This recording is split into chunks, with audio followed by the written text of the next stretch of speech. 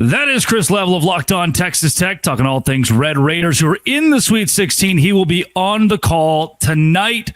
Chris, we'll start with how Texas Tech got here, the first two rounds, and now in the Sweet 16 against Arkansas. Are you surprised to see the Red Raiders in the dance still? Not at all. I think you were ranked in the top 10 the last month or so. I think this is kind of what you needed to get this far to kind of, I think justify your season, if that makes sense. I don't know if justify is the right word, but I think that this is where they belong. Now, anything past this is it's gravy. And I think you have a great chance to advance at least to the Elite Eight as you're facing this weird underdog, high-paid coach and high-paid program at Arkansas. That's the only double-digit seed left. But no, it didn't surprise me that you're still in this thing. For Texas Tech facing John Calipari, Arkansas is the darling, the Cinderella, right? It feels so weird for them to be a double-digit seed, but John Calipari, who has, I think, 16 Sweet 16s under his belt, is their head coach, and endless NIL. Does Texas Tech, can you pull bulletin board material from that, even though Arkansas is a double-digit seed? I think it's a good spot for Texas Tech. Now, what you're seeing is a lot of people think Texas Tech is going to win this game. You're not guaranteed anything, obviously, but the lead up and the build up to this thing has all been about Cal and the Hogs, and I think you're kind of in a good spot in that you're under the radar a bit, and I think that's pretty fascinating.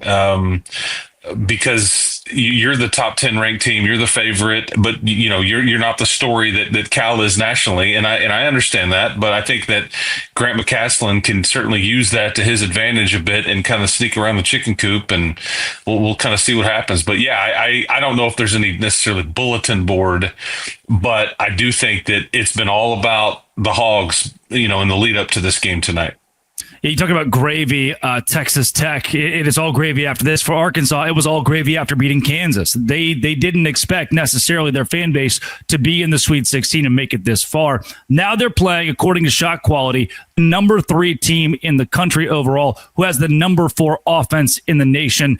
Is this Arkansas team deserving of a Sweet 16, or is Texas Tech going to blow the doors off the Hogs? Well, the crazy thing about Arkansas is that they've dealt with a lot of injuries, like a lot of teams have. But like as far as natural talent, this is going to be one of the most talented teams that Texas Tech has seen all year. I mean, there's a lot of size, a lot of natural ability. You may have a lottery pick on the floor in Boogie Flan tonight. And Adu Thero comes back, who's their leading scorer. I think that Calipari said he's good for 12 to 15 minutes tonight. And so this is, but it's young talent. And I think that what you see is that there's a range. They're going to make some mistakes. They're going to be a bit inconsistent, but when they're playing really well, look out. And I think that they've played a lot of look out kind of ball lately. But what's crazy is, Drake, is that you look at the St. John's box score. I mean, St. John's out-rebounded them. St. John's made more free throws than they did. They turned it over fewer times than Arkansas did. It just shows you how poorly St. John's was on offense, and Arkansas had something to do with that. But if you give 28 offensive rebounds to Texas Tech, they're going to make you pay. I mean, and St. John's wasn't, I've never even heard of that before in a tournament game, allowing a team to get 28 offensive boards on you, but they just couldn't do anything with it with those. And Arkansas's length and athleticism, I think, caused St. John's a lot of problems. But as I've said on my show, JT Toppin, Big 12 Player of the Year, he's played against longer, bigger, guys all season, and he's continued to excel. And that's the beauty of being in a league like the Big 12, that you're seeing the Iowa States and the Kansases and the Houstons and Arizona and on it goes. And obviously Arkansas will have seen plenty in their league as well. If you ask Shot Quality, again, there are NBA coaches that pay Shot Quality to run their advanced analytics. No analytic really liked St. John's. They were a good pick for an early exit, according to a Ken Palm, a Torvik, a Shot Quality. For Arkansas playing Texas Tech, they have this being a 7-point win for Tech, 79-71 being the final, 79-72 being the final. Do you expect this game could get out of hand? If it does get out of hand, does that mean Texas Tech has won the match? Yes. I think that You won by double digits in Wichita in both games against UNC Wilmington and against Drake. You didn't shoot it particularly well. I think if you have a normal shooting night, it could certainly get out of hand. I'm not predicting that. I think it'll be a very close, contested game. I'll be fascinated to see how Arkansas defends Texas Tech. Yeah, because I think you see some teams, we're taking away the 3-point line. Okay, we're gonna run you off the line. We're not giving you that, and then that's when you are able to go 1-on-1 in the paint, which is what Drake did, and you had 50 paint points. So it's kind of a pick your poison type scenario, and there's it's a lot of fun to see how Texas Tech kind of figures it out, and then they're like, okay, this is what kind of game it's going to be. But I guess my point is, if you don't turn it over and you have a normal shooting night, I think that the results will be very, very well for you. So if Texas Tech does all of the fundamental little things right, man, you'd be a great coach, Chris. You're really nailing all the coach speak. Well, it's taking care of the basketball. I mean, yeah. And it sounds cliche-ish this time of year, but that's why guard play wins in March. And when you have a guard that sets the table for your guys and they can score it, that are efficient and all those things, which is why you check so many boxes with the numbers.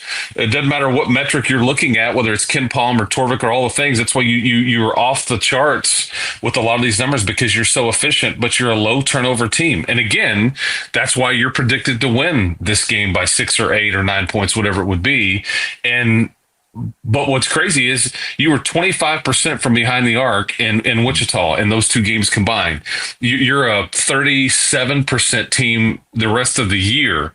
So if it regresses back to the mean a bit, that's why I say that our Arkansas, would have a hard time, because they just don't shoot it particularly well. They need you to make the mistakes and get out and run in transition and let those athletes get out and run and finish at the rim. Chris, the ceiling. Florida's next. And a lot of people have Florida. It could be the Crab Five of Maryland, and Arkansas could win this game. But if everything goes the way it's supposed to, chalk-wise, it's Texas Tech and Florida. Can the Red Raiders get to San Antonio?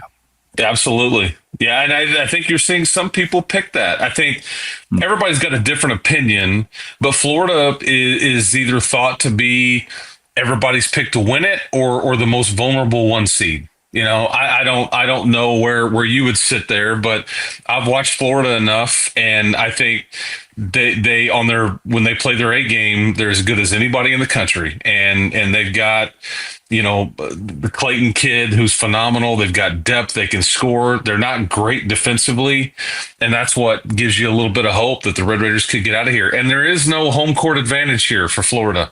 They are about as far away as you could possibly be from their campus in a game that would, in this setting, would potentially try to get them to the Final Four. But you can absolutely get out of here and be in San Antonio, and but again, Arkansas could beat you, and I'm not going to be surprised if Maryland gives Florida a really good game tonight. Is Papa Isaacs coming back to Texas Tech? No. you just like saying that name. That's right. No, that's not happening. Slip down right back. Not happening. Time of recording, that news just broke that he's in the portal again. So maybe I don't even know. Did you know that at this point? Yeah. I think most of these kids, in some ways, I respect the ones that say, I love the coach, I love where I'm at. I'm not doing that. But I think that you could argue that from a business standpoint, and that's what this is, with the money being thrown around, you're dumb not to get into the portal and just see what gets thrown your way. And it may not work out for you. You may go get paid and hate life and be on a bad team, whatever. But from a business standpoint, I could totally see why, if you have any worth or any value, you go see what that is, because there's crazy money being thrown around right now.